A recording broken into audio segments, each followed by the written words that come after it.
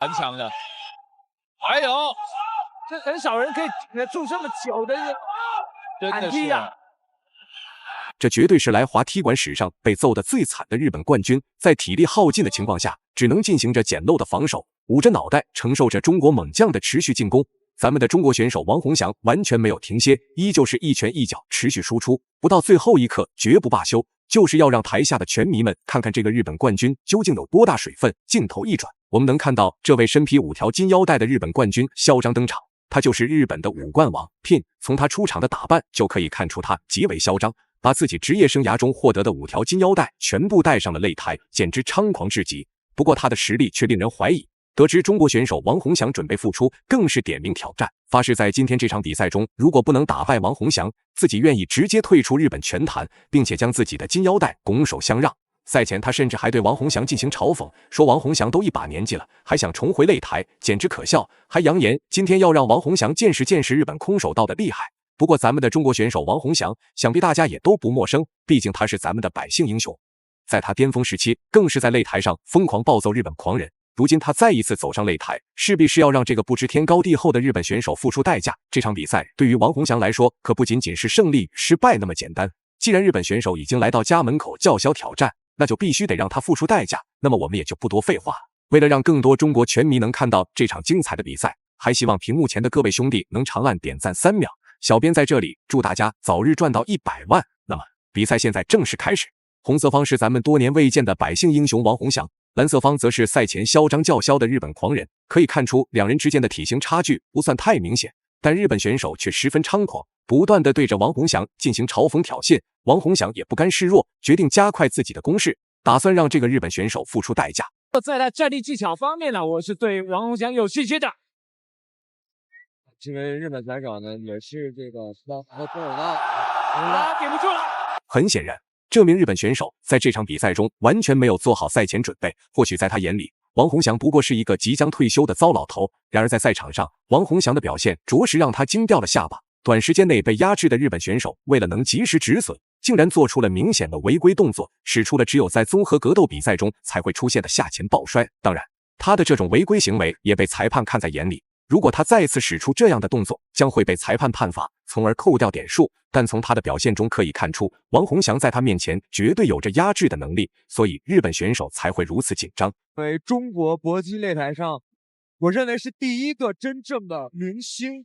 那么在他的引领下，我们看到了更多的比赛，我们看到了更多真正的中国人站在我们的擂台上表现。大家都知道，王洪祥在巅峰时期于擂台上缔造了不少精彩名场面，自然也收获了大批粉丝的关注。同时，王洪祥所对战的选手基本上都是日本选手。如今王洪祥再度重归擂台，这场回归之战更是让台下坐满了支持他的拳迷。大家都十分讨厌日本选手，所以在这场比赛中，甚至有一些观众不停地大喊，要求王洪祥下死手去打这个日本选手。小编相信王洪祥在观众这一声声呐喊当中，一定会强化自己的攻势，给大家带来一场精彩的比赛。时刻，快到了。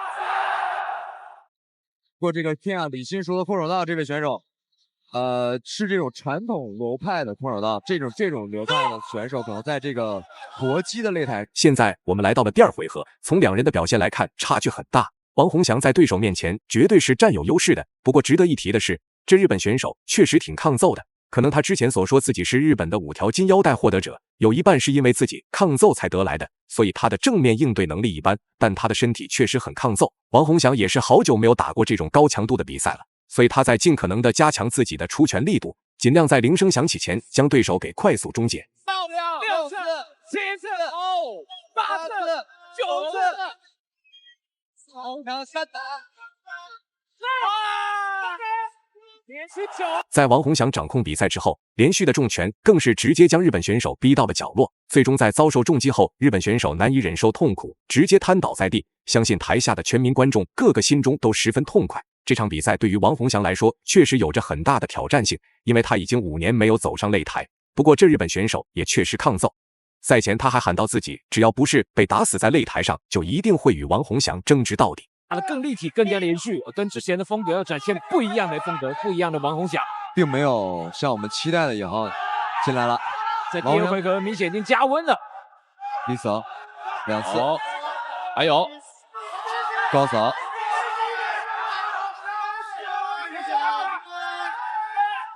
攻击要非常好，西双，好，再来，还顶住了，成功，漂亮，快白，好了没？顶膝。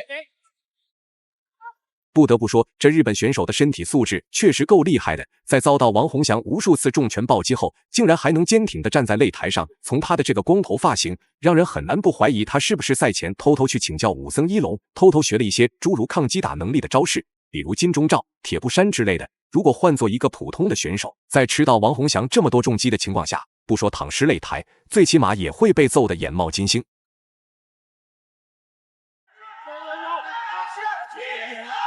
我觉得王洪祥应该还是可以的，拿出体力来，压过你节奏。好，这个20秒，啊，继续，漂亮，哎呦，你这个踢的是不小心点。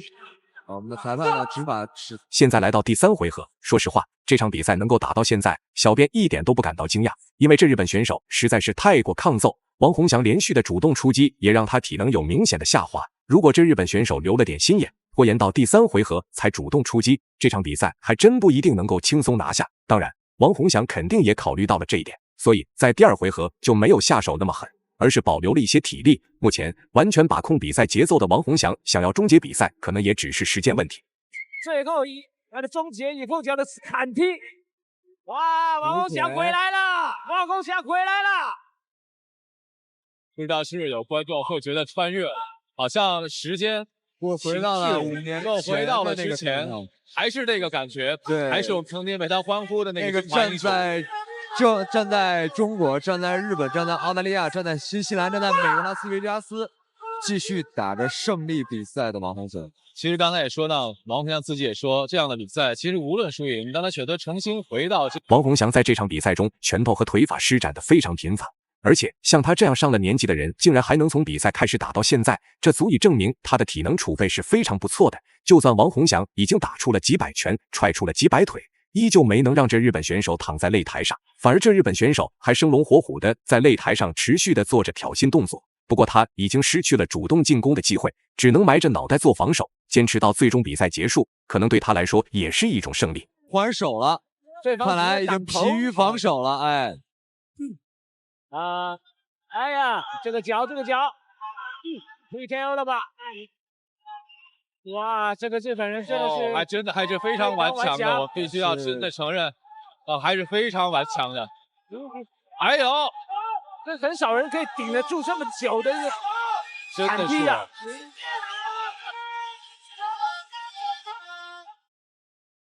最终比赛也是终于结束了，王洪祥用自己的实力证明自己虽然已经上了年龄，但是宝刀未老，还是能够对付这种嚣张日本选手。那么你认为他的表现怎么样呢？欢迎在评论区里面，我们下期不见不散。